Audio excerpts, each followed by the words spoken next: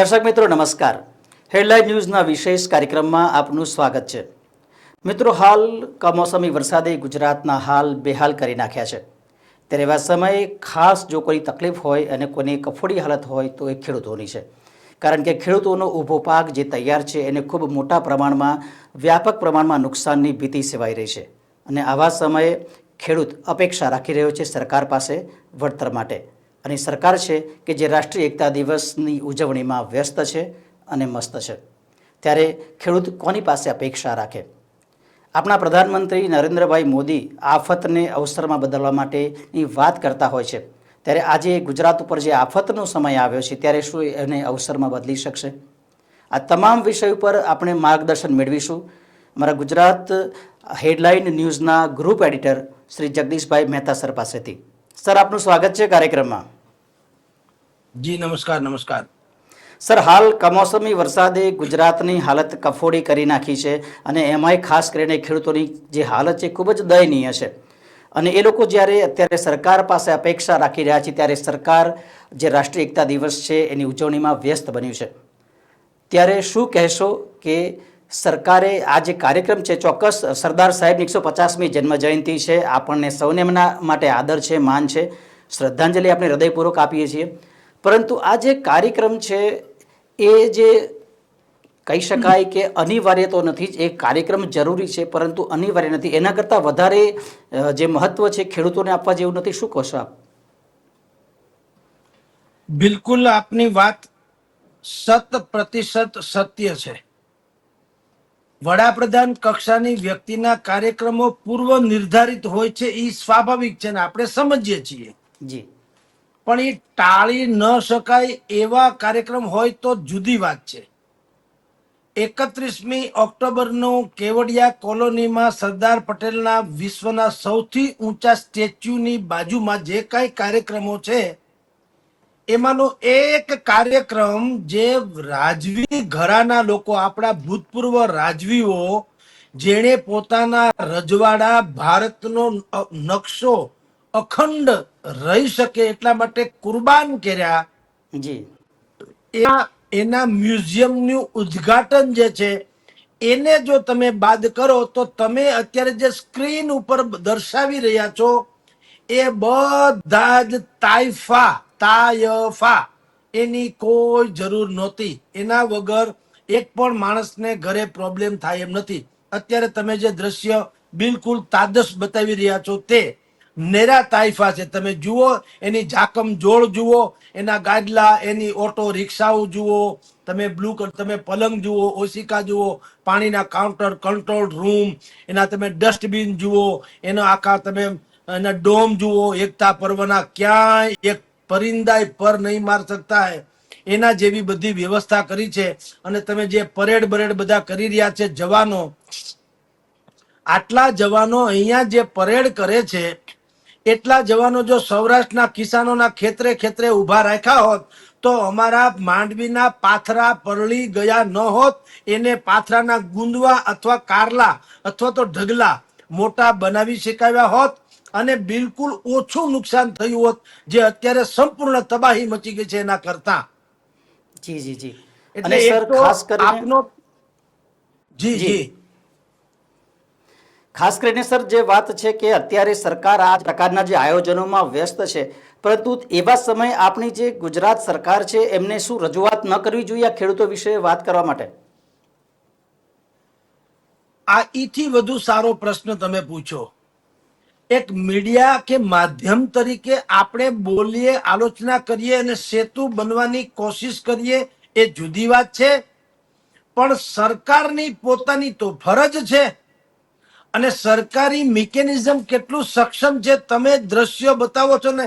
Headline ન્યૂઝના દર્શકો જે અત્યારે આપણને નિહાળી રહ્યા હશે અથવા તો ભવિષ્યમાં જે આ કાર્યક્રમ નિહાળશે એને હું વિનંતી કરું, તમે જોઈ લો વચ્ચેની સ્ક્રીનમાં તમને કેવો તામ જામ ને તાસીરો જોવા દેખાઈ રહ્યો છે. એટલે કે તમે સરકાર ધારે તો આવું કોઈ પણ મિકેનિઝમ ઊભું કરી શકે એમ છે. એમાંનું એક મિકેનિઝમ અથવા તો એની ફરજ છે વડાપ્રધાનનું ધ્યાન દોરવાની કે ભાઈ તમે અહીંયા પધાર્યા છો, ખેર તમારો કાર્યક્રમ પૂર્વ નિર્ધારિત હતો, એ બધું સમજ્યા, પણ અત્યારે આપણે આ જે કઈ ખેલ ખબાડા કરીએ છીએ એના કરતા વધુ જરૂર છે સૌરાષ્ટ્ર ગુજરાતના ખેડૂતો જે 54 લાખ કિસાનો છે એના ખેતરે ખેતરે ખરખરા અત્યારે મંડાણા છે. જેમ કોઈ સારા માણસ મરી જાય એના માટે કવિ કાગે કીધું તું કે મીઠપ વાળા માનવી જેદી આ જગમાંથી જાશે અને કાગ એની કાંડ તેદી ઘેર ઘેર મંડાશે. એમ જેમ મીઠપ વાળા માનવી જાય ઘેર ઘેર કાંડ થાય એમ અત્યારે સૌરાષ્ટ્રના ખેતરે ખેતરે ખરખરા થઈ ગયા છે. કારણ કે જેટલી ઉપજ એની આખા વર્ષની હતી એ ઉપજ એની તણાઈ ગઈ. એની નજર સામે 12 માસની એની જે કમાણી કરવાની એની જે મનોરથ હતા, એના સંકલ્પો હતા, વ્યવહાર હાચવવાની વાતો હતી, દીકરીના આરણા પરિયાણા કરવાના હતા, કોઈ પણ લીધી લોનના હપ્તા ભરવાના હતા, ત્યારથી માંડીને બધી જ બાબતો જે હતી એક જ ઝટકે એની સામે મોંમાંથી કોળિયો જેમ છીનવાઈ જાય એમ છીનવી લીધો મેઘરાજાએ. જી જી સર, હવે આપના આ પ્રધાનમંત્રી જે ઘટનાનું- વાત કરે છે કે આફત અને જી. અવસરમાં બદલવાની ઘણી વખત વાત કરતા હોય છે, ત્યારે આજે ગુજરાત ઉપર જે આફત આવી પડી છે, ખેડૂતોના માથે જે સંકટ આવ્યું છે, ત્યારે આવા સમયે શું ખેડૂત એમની પાસે અપેક્ષા ન રાખે? બિલકુલ આવું ન હોય તો ક્યારે રાખે? હું તો એમ જ કહું છું. અને વડાપ્રધાન નરેન્દ્ર મોદીએ અનેકો વખત તથાકથિત આફતોને અવસરમાં પલટાવી ખરી, પરંતુ એ કઈ પોલિટિકલી, એટલે કે કોઈ સોનિયા ગાંધીએ જ્યારે એના વિશે મોતના સોદાગર એવા શબ્દનો ઉપયોગ કર્યો, પોલિટિકલી આફતને એણે અવસરમાં પલટાવીને સત્તામાં બિલકુલ બેહદ કામયાબી મેળવી.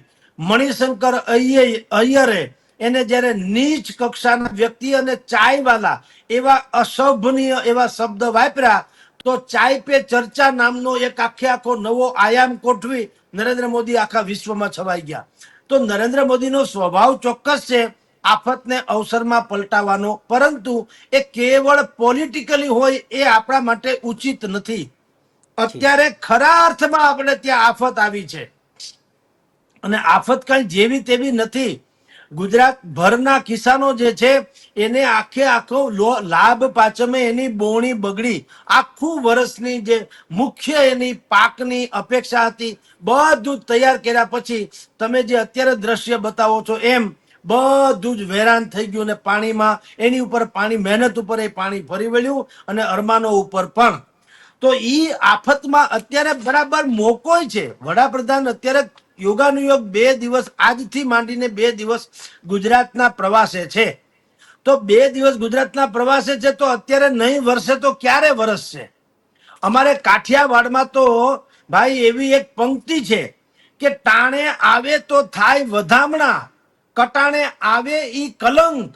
ટાણે આવે તો થાય વધામણા, કટાણે આવે એ કલંક, વખત હાચવે ઈ હાચા, પછી રાજા હો યા રંક. વખત હાચવવાની વાત છે. અત્યારે અમારી માથે એવો કપરો કાળ બંધાણો છે, એવો વખત અત્યારે સૌરાષ્ટ્ર ગુજરાતના કિસાનો ઉપર છે કે વડાપ્રધાનને આ કેવડિયામાં જે ખૂની ભપકા કરે છે એ શોભતા નથી.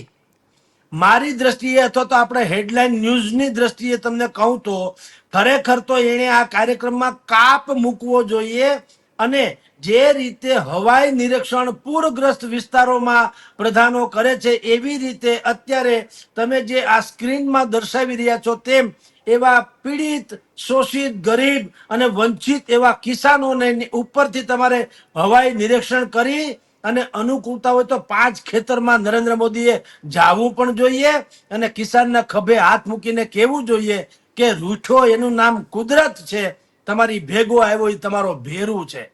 જી જી જી આવી જો ખરેખર હૈયા ધારણા આપે તો મેળ પડે એમ છે. જી જે ખરેખર આજ તમે જે વાત કરો છો એ જ અપેક્ષા આજે ખેડૂત રાખી રહ્યા છે, પરંતુ હાલ જે વાત એ છે, સત્ય હકીકત એ છે કે સરકાર આખી જ અને એમનું આખું જે તંત્ર છે એ આખું જ કેવડિયા કોલોનીમાં એકતાનગર ખાતે વ્યસ્ત છે અને રાજ્ય સરકાર પણ એમાં બિલકુલ ખભે ખભે મિલાવીને સામેલ છે. ત્યારે જે પ્રકારે રાજ્ય સરકારે અપીલ કરવી જોઈએ, રજૂઆત કરવી જોઈએ કે ગુજરાતના ખેડૂતોની તમે વહારે આવો, એની જગ્યાએ હાલ જે કાર્યક્રમો છે એની તડામાર તૈયારીમાં સંપૂર્ણ તંત્ર વ્યસ્ત છે. ત્યારે સાહેબ આપને એક વાત પૂછવાનું મન થાય કે જ્યારે પ્રધાનમંત્રી નરેન્દ્ર મોદી જ્યારે ગુજરાતના મુખ્યમંત્રી હતા એ સમયે એમને એક વખત વાત કરી હતી કે જ્યારે ખેડૂતોનો જ્યારે પાક આ પ્રકારે કમોસમી વરસાદના કારણે બગડે છે ત્યારે એનો સર્વે કરવાની કોઈ જરૂર નથી, સીધું વળતર આપવાની જરૂર હોય છે. ત્યારે આજે એમના જ જે વચનો છે શું એમને યાદ કરાવવા જોઈએ? બિલકુલ, તમે બહુ ઉચિત સમયે ઉચિત વાતને યાદ કરી. એ યોજનાનું નામ છે પ્રધાનમંત્રી ફસલ વીમા યોજના. જી નરેન્દ્ર મોદી સરકાર પોતે જ્યારે અહીંયા સીએમ હતા, મુખ્યમંત્રી હતા, ત્યારે એણે પાછો કટાક્ષ પણ કરેલો જે તે સમયની સરકારોની તથાકથિત વીમા યોજના વિશે. એણે એમ કીધેલું કે અત્યાર સુધીની જે વીમા યોજનાઓ જે છે એમાં કેવું હતું કે તમે કેટલો પાક બનાવ્યો, કેટલો વાવ્યો, કેટલો ઉગ્યો, કઈ કક્ષામાં છે અને એ પાકનું પછી શું થયું, એવું બધું જ ધારા ધોરણ નક્કી કરીને કરો ત્યારે વીમો મળતો. અથવા તો અમુક કક્ષાએ હોય ને નુકસાન થાય તો જ મળતો. પાક પાકી જાય પછી વીમા મળતા નહીં, કારણ કે તમે પાક લઈ લીધો એમ માનવામાં આવતું, ભલે પછી ગમે તેમ થાય. પછી નરેન્દ્ર મોદી સ્વયં બોલે છે, એ કહું છું, એના વર્ડ્સ ટુ વર્ડ્સ એણે એમ કીધું કે ભાઈ આ વીમા કંપની વાળાઓને કે જે તે સમયની સરકારોને બુદ્ધિ નથી.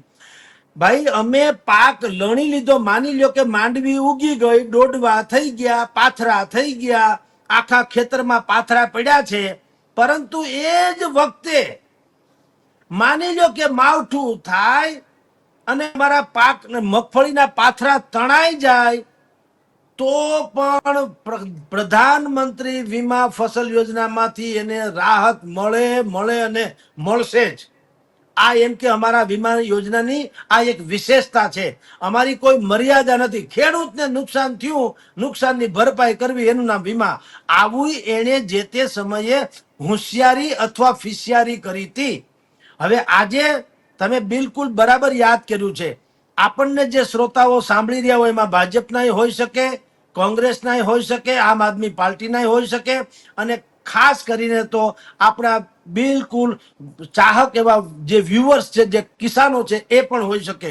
હું એમ કહું છું કે નરેન્દ્ર મોદી તો બહુ મોટા વ્યક્તિ છે, થઈ ગયા છે હવે. એટલે માની લો કે કેવડિયામાંથી ઈ આગળ હેલિકોપ્ટર કે એના પ્લેન દ્વારા કદાચ ઉડી જાય પાછા, પણ તમે એટલે કે ખેડૂતો શું કરી શકે? જેટલા કિસાનોને આટલી તબાહી મચી છે એને શું કરવું જોઈએ? કમસે કમ ભારતીય જનતા પાર્ટીના લોક પ્રતિનિધિ જે છે એ ક્યાંય પણ દેખાય, એને બસમાં દેખાય કે જાહેર કાર્યક્રમમાં દેખાય, કોઈના પ્રસંગમાં દેખાય કે કોઈ સચિવાલયમાં દેખાય, જ્યાં પણ દેખાય ત્યાં બિલકુલ એને પૂછવું જોઈએ કે પ્રધાનમંત્રી વીમા ફસલ યોજના અંતર્ગત અમને ક્યારે વળતર તમે અપાવો છો? એક જ મિનિટમાં ચોખ્ખે ચોખ્ખી વાત છે. તમારી સામે અમારા પાથરા ખેતરમાં પડ્યા હતા, ખેતરમાં માવઠું થયું, 10-10, 12 ઇંચ પાણી પડ્યું.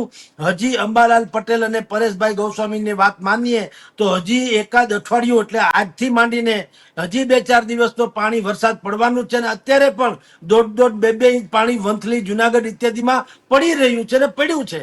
તો ટૂંકમાં હવે કોઈ પ્રકારની છટકબારી વધતી નથી. આમ છતાં કૃષિ મંત્રી જીતુ વાઘાણીએ હમણાં શું કીધું કે અમે લોકો 7 દિવસમાં સર્વે રિપોર્ટ મળ્યા પછી સરકાર જે રાહત આપવાના છે એ કઈ રીતે મેક્સિમમ હેક્ટર દીઠ 20-22 હજાર રૂપિયાની કે એવી કંઈક વાત કરી છે.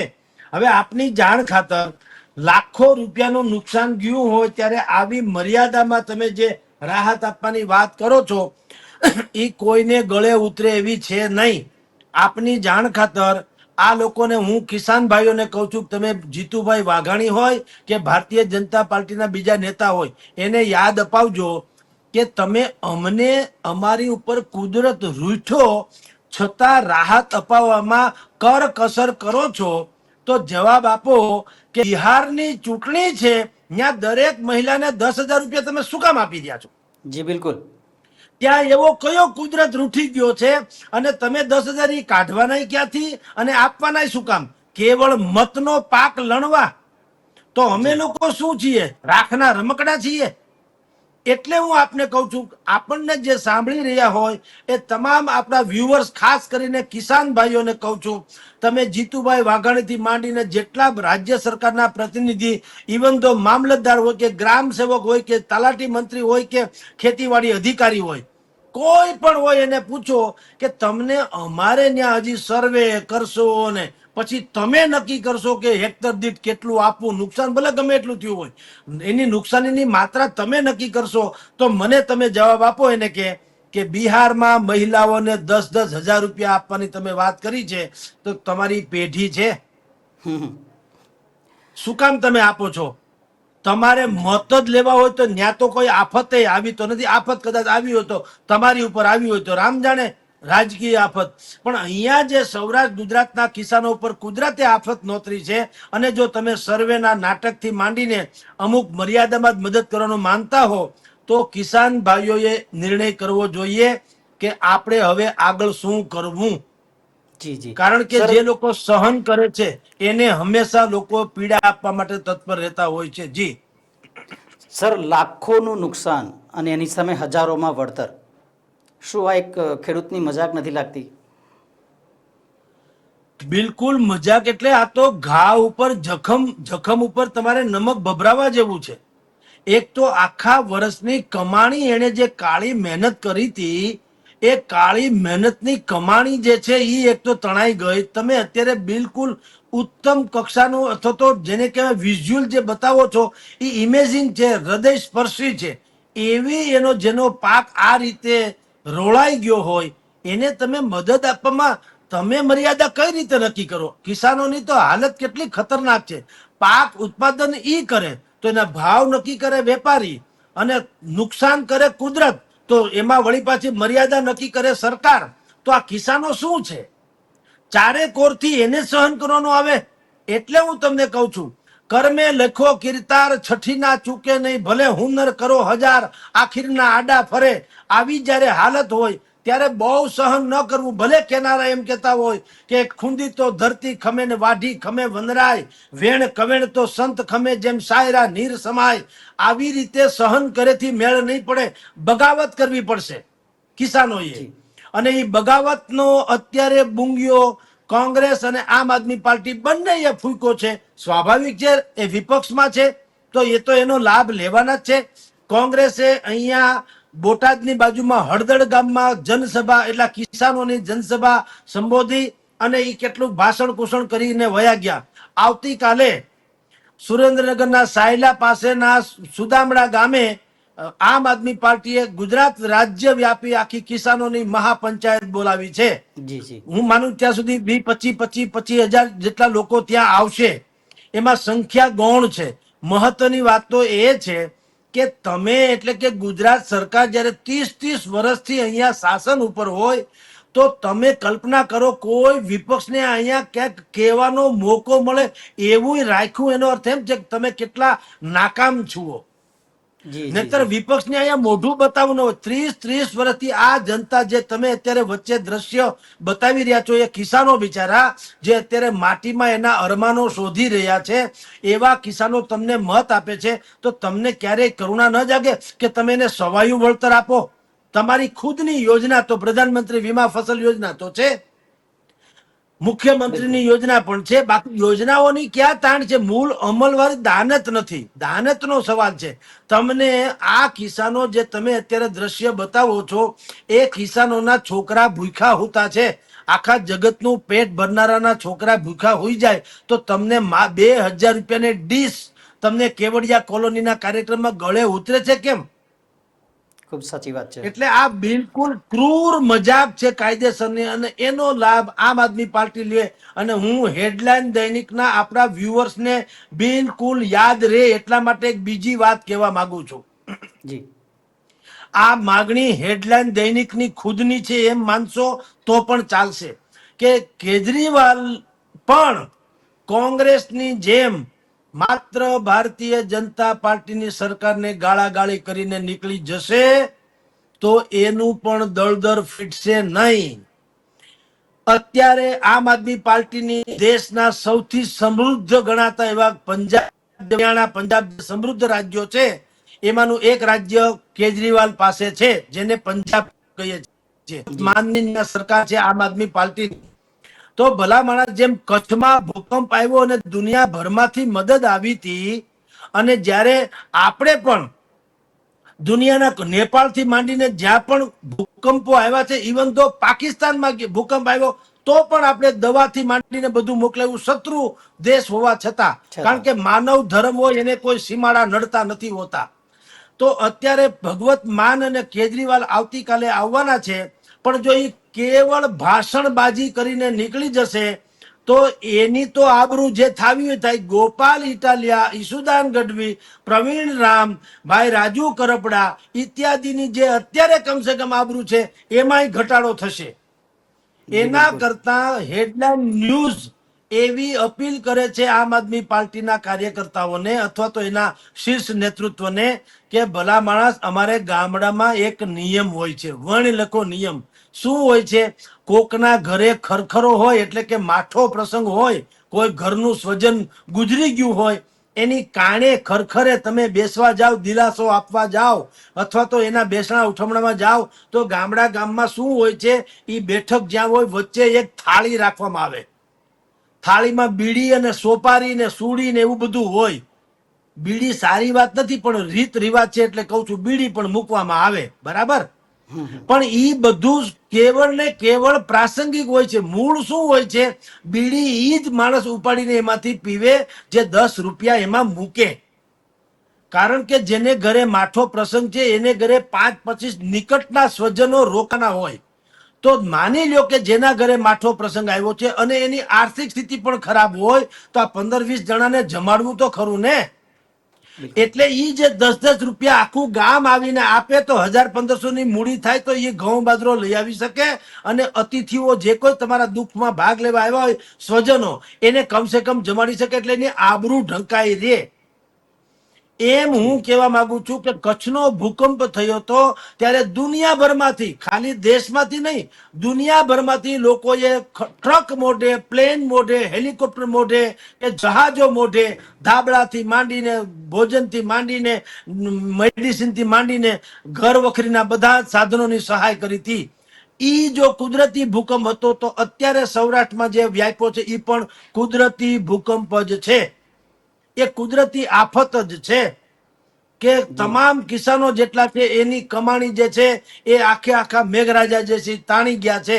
તો એ સંજોગોમાં કેજરીવાલ અથવા તો ભગવત માન એને અહીંયા 500 થી 1,000 કરોડ, ઓછામાં ઓછા કહું છું 500 થી 1,000 કરોડની રાહત રકમ જાહેર કરવી જોઈએ, તો જ એની વાત ઊભી રહી ગણાય. જી બિલકુલ, આપની વાત સાચી છે કે માત્ર આશ્વાસન આપીને, દિલાસો આપીને અને સરકાર વિરુદ્ધ લોકોને સમજાવીને જતા રહેવાથી કોઈ મતલબ નથી. આવા સમયે ગુજરાતને મદદ કરવાની પણ જરૂર છે, કારણ કે આ જ ગુજરાતનો માઠો સમય છે. સર, એક વાત આપને પૂછવા માંગીશ કે ઉદ્યોગકારો વર્સિસ ખેડૂતો, આ જે સરકાર છે ઉદ્યોગકારો માટે ઘણી બધી યોજનાઓ છે, ઘણી બધી એમના માટે હેલ્પ કરતી હોય છે, ત્યારે એની સામે જે ખેડૂત છે એને કેટલી સહાય મળતી હોય છે? દોસ્ત, એ એક પાછો બીજો અને વધુ ગંભીર પ્રશ્ન છે. તમે પ્રતિ વર્ષ ફિગર જુઓ છો, અખબારોમાં છપાય છે કે કેન્દ્ર સરકાર અંતર્ગતની જેટલી જાહેર બેંકો છે એ બધી જાહેર સાહસોની બેંકો જેને કહે છે, ટૂંકમાં ગવર્મેન્ટ અંડરની જેટલી બેંકો છે, એ મોટા મોટા ઉદ્યોગકારોની લોન જે છે માંડવાળ કરી નાખે છે. એનપીએ, હવે એમાં એ કહેવામાં આવે છે એનપીએ, નોન પ્રોડક્ટિવિટી એસેટ, એટલે હવે આમાં કઈ ટૂંકમાં પેદા થાય એમ નથી, માંડવાળ આપણી ભાષામાં. તો એનો લાભ અને ગેરલાભ બે ઉદ્યોગપતિઓ લે છે. કેટલાક લોકો ખરા અર્થમાં ડૂબી ગયા હોય એટલે એને માંડવાળ કરે છે, કેટલાક લોકો બુદ્ધિપૂર્વક ડૂબી જાય છે, જાન છૂટે. અત્યારે અનિલ અંબાણી જે છે, કહેવાય છે કે એ ડૂબી ગયા છે, પણ એના મકાનમાં એકે માળ ઓછો થયો. 32-33 માળનું મકાન છે. એને એમ કીધું કે ભાઈ આ વેચી નાખો, આપણે 3x3 ના બેડરૂમમાં કે એમાં ક્યાંક રહેશું, કા નથી કહેતા? એની જાહો જલાલીમાં કોઈ ફેર નથી. એની ગાડી, બંગલા, એની રેણી કેણી બધું જ યથાવત છે, પણ એની લોન માંડી વાળવાની. શું કામ? ત્યાં કઈ છેડા આડે છે. તો વેપારીઓને અને ઉદ્યોગકારોને જે રીતે ખેડૂતોને આ સરકાર મદદ કરે છે એ ખેડૂતોને શું કામ નહીં? અત્યારે સૌથી મોટી ડિમાન્ડ ઈ છે ને, ભારતીય જનતા પાર્ટી આપણી કોઈ શત્રુ છે નહીં. હું તો ભારતીય જનતા પાર્ટીને પણ એક ઉપાય સૂચવું છું. જેમ આપણે કેજરીવાલના કેસમાં કીધું કે એને 500 થી 1000 કરોડનું પેકેજ જાહેર કરીને જવું જોઈએ, એમ હું તો ભારતીય જનતા પાર્ટીની ભૂપેન્દ્રભાઈ પટેલની સરકારને પણ વિનંતી કરું કે ભલા માણસ, તમે આ કેવડિયા બવડિયા કોલોનીના એવા બધા તાહિરા ને તાઇફા છોડો અને સર્વે બર્વેના નાટકે છોડો. તમારી પાસે બધી જ વિગત અવેલેબલ છે. ગ્રામ સેવક થી માંડી, તલાટી મંત્રી થી માંડી, તમારી પાસે મામલતદાર થી માંડી ને ખેતીવાડી અધિકારી થી માંડી બધી જ મિકેનિઝમ છે, જેના આધારે રાજ્ય સરકાર એવું જાહેર કરી શકે છે કે કેટલા વીઘા કે કેટલા હેક્ટરમાં શું વવાણું અને કેટલું ઉગવાનું. તો ટૂંકમાં તમારી પાસે, ધારો કે હું કિસાન હોઉં તો મારી જગદીશભાઈ કયા ગામમાં રહે છે, એની કયા સર્વેમાં જમીન છે, કેટલી જમીન છે, એ જમીનમાં શું વાવ્યું છે અને કેટલું ઉપજ થવાની હતી, બધા જ આંકડા એની પાસે છે. હમણાં જેનો ગરબો ઘરે આવ્યો, એટલે કે જેને તગેડી મૂકવામાં આવ્યા, એવા કૃષિ મંત્રી રાઘવજી પટેલ, એને મહિના દાડા પહેલા જ કીધેલું કે 66 લાખ મેટ્રિક ટન મગફળી પાક છે. ક્યાંથી ભાઈ આંકડો કાઢ્યો? આ કઈ મદારીનો કોથળામાંથી કાઢ્યો એવું તો છે નહીં. તમારી પાસે આંકડો તો છે. એનો અર્થ એમ છે ક્યાંક વવાણું છે તો ઉગશે ને. ઉગવાનું ક્યારે હોય? વાવ્યું હોય તો. હવે તમને ખબર જ છે કે આટલી વાવણી થઈ છે, એમાંથી તમે સેટેલાઇટ થ્રુ જુઓ તો ખબર પડે કયા વિસ્તારમાં પાણી ફરી વળ્યા છે. ઓન ધ સ્પોટ તમારી પાસે પ્રધાનમંત્રી અત્યારે કિસાન સન્માન નિધિ નામનો જે કાર્યક્રમ, યોજના જે છે, જે અંતર્ગત દરેક કિસાનના ખાતામાં ડાયરેક્ટ 2-3 હજાર રૂપિયાનો હપ્તો દર મહિને કે 2-3 મહિને આવ્યા કરે છે. હવે ઈ એકાઉન્ટ નંબરે છે ખેડૂતોના, એમાંય ના નથી. હવે ડ્રોન સિસ્ટમથી તમે જુઓ ને, તમે અત્યારે જેમ આપણને સ્ક્રીનમાં વચ્ચે દ્રશ્ય બતાવો છો, એવા દ્રશ્યો જોવાય એટલે ખબર પડી જાય કે આનું બધું સત્યાનાશ થઈ ગયું. એ સર્વે નંબર વાળાને ફોન શું કામ ન થાય? સરકારી મુલાઝમ શું કામ ફોન ન કરે કે જગદીશભાઈ, અમે તમારા ખેતરનું આખું હવાઈ નિરીક્ષણ કરી લીધું છે, તમારી 2 લાખની મગફળી તણાઈ ગઈ. આપણે કીધું હા, તો સાંભળો, તમે તમારા એકાઉન્ટ નંબર ચેક કરો, 2.25 લાખ રૂપિયા મળી ગયા? 2 નહીં, 2.25 લાખ મળી ગયા? જો મળી ગયા હોય તો હા કહેજો અને માફ કરજો કે અમે તમને 2-5 દિવસ મોડું આપી શક્યા, બાકી અમારે ઓન ધ સ્પોટ આપવા જોઈએ. આવું કરે ભારતીય જનતા પાર્ટી, ઉપડે ખરા? એને કોઈ ગોપાલ ઇટાલિયા કે કોંગ્રેસ કોઈ હંફાવી શકે ખરા? તો આ ઉપાય તો આપણે બતાવીએ છીએ. અચ્છા, આપણો ઉપાય જે છે એ ભલે ગ્રામીણ શૈલીમાં છે, લોક બોલીમાં છે, એનું મેકેનિઝમ કે એનું દસ્તાવેજીકરણ સરકાર ભલે એને લેવલ પ્રમાણે કરે. આપણે ક્યાં કહીએ છીએ કે તમે કોથળો ભરીને પૈસા લઈને આવો ને મંડો ઉડાડવા, ડાયરામાં ઉડાડે, એમ નથી કહેતા. પણ તમે એનું મેકેનિઝમ કરો ને. પણ કોઈ વિપક્ષો ખાટી જાય, 30-30 વર્ષથી તમારી સરકાર હોય અને છતાં જનતાને વિપક્ષની ઉપર આશા મંડાય, તો એટલું તમને ખબર ના પડે કે તમારામાં બહુ મોટી ખામી આવી ગઈ છે. એટલે આપણે હેડલાઇન ન્યૂઝના માધ્યમ થકી પણ આ એક મેસેજ આપીએ છીએ સરકારને પણ કે તમે આ કેવડિયા કોલોનીના તાઇફા બાઇફામાં બંધ કરો ડીંડક. એ જે કાંઈ હોય પૂરું કરો. હવે 2 દિવસનું આદર્યું છે તો 2-4 મંત્રીને ત્યાં રાખો અને મુખ્યમંત્રીથી માંડીને ડેપ્યુટી મુખ્યમંત્રી હર્ષ સંઘવીજી એ સહિતના જેટલા પણ મેઇન છે લોકો, એને કહો કે તમે આ મિકેનિઝમમાં તાત્કાલિક ધ્યાન આપે, કંટ્રોલ રૂમ શરૂ કર્યો હોય એમ, અને તાત્કાલિક રાહત પહોંચાડે, જેથી કરીને તમારી સામેની એન્ટી એસ્ટાબ્લિશમેન્ટ એટલે કે સત્તા વિરોધી જે પરિબળ અત્યારે ભયંકર પ્રસરી રહ્યું છે એ સંકોચાઈ જાય. જી જી જી જી સર, ખૂબ સરસ આપે માર્ગદર્શન આપ્યું છે. સમગ્ર ગુજરાતના ખેડૂતોની જે કફોડી સ્થિતિ છે એના પર આપનું જે મંતવ્ય આપે રજૂ કર્યું, અને સાથે જ સરકાર અને વિપક્ષને પણ આપે સૂચન કર્યું છે કે કઈ રીતે આ સમયે ખેડૂતોને વહારે આવી શકાય. અને એવું જો જ્યારે એમની વહારે આવવામાં આવે તો કદાચ બિહારની જેમ એમને ચૂંટણી સમયે પૈસા ના આપવા પડે, એમનું જે કામ જ બોલે અને કામના આધારે જ એમને ચૂંટણીમાં મત મળી જાય. પરંતુ હાલ તકલીફ એ છે કે સરકાર પોતાના બીજા કોઈ કાર્યમાં વ્યસ્ત છે અને ખેડૂત પોતાની જે સ્થિતિ છે એના પર વિવશ બનીને બેઠો છે. સર, સમગ્ર કાર્યક્રમ દરમિયાન આપે જે આપના વિચારો રજૂ કર્યા બદલ આપનો ખૂબ ખૂબ આભાર. અમે ફરીથી આપની સાથે ચર્ચા કરીશું અને કોઈક સાંપ્રત વિષય ઉપર આપના વિચારો અમે ચોક્કસ જાણીશું. સર, આપનો ખૂબ ખૂબ આભાર. જી નમસ્કાર. નમસ્કાર. તો દર્શક મિત્રો, આ હતા અમારા હેડલાઇન ન્યૂઝના ગ્રુપ એડિટર શ્રી જગદીશભાઈ મહેતા, કે જેમણે ગુજરાતના જે ખેડૂતોની હાલ જે કફોડી સ્થિતિ છે એ સ્થિતિ ઉપર વિગતવાર ચર્ચા કરી. સાથે જ એમને એ પણ યાદ કરાવ્યું કે સરકાર અને વિપક્ષ માત્ર ને માત્ર વચનો ના આપે, પરંતુ આ આફતના સમયે ગુજરાતના ખેડૂતોની વહારે આવે તે ખૂબ જ જરૂરી છે. કારણ કે જે પ્રકારે કમોસમી વરસાદ થયો છે અને જેના કારણે પાકને વ્યાપક પ્રમાણમાં નુકસાન થયું છે, ત્યારે સરકારી જે કાર્યક્રમો છે એને મોકૂફ રાખી શકાય એ અનિવાર્ય નથી. ચોક્કસ સરદાર સાહેબને શ્રદ્ધાંજલિ અર્પણ કરવી અમારી પણ ફરજ છે, અમે અર્પણ કરીએ છીએ શ્રદ્ધાંજલિ, પરંતુ સાથે જ એ એવા કોઈ કાર્યક્રમ નથી કે જે અનિવાર્ય છે. કેટલાક કાર્યક્રમો રાખીને કેટલાક મોકૂફ કરીને પણ જ્યારે ગુજરાત સરકાર છે અથવા કે કેન્દ્ર સરકાર છે ખેડૂતોની વહારે આવે, એમનો સર્વે કરવાની વાત છોડી ખરેખર એમને જેટલું નુકસાન થયું છે નુકસાનના પ્રમાણમાં એમને વળતર આપવામાં આવે, અને એ વળતર એ પ્રકારનું હોય કે એ ખેડૂતની મજાક ન હોય.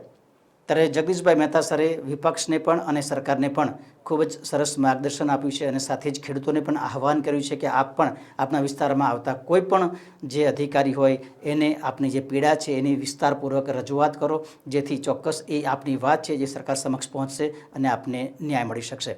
તો મિત્રો, આ કાર્યક્રમને અત્યારે સમાપ્ત કરી છે. ફરી મળીશું એક નવા વિષય સાથે. અત્યારે સમીર પંચોલી રજા આપશો. નમસ્કાર.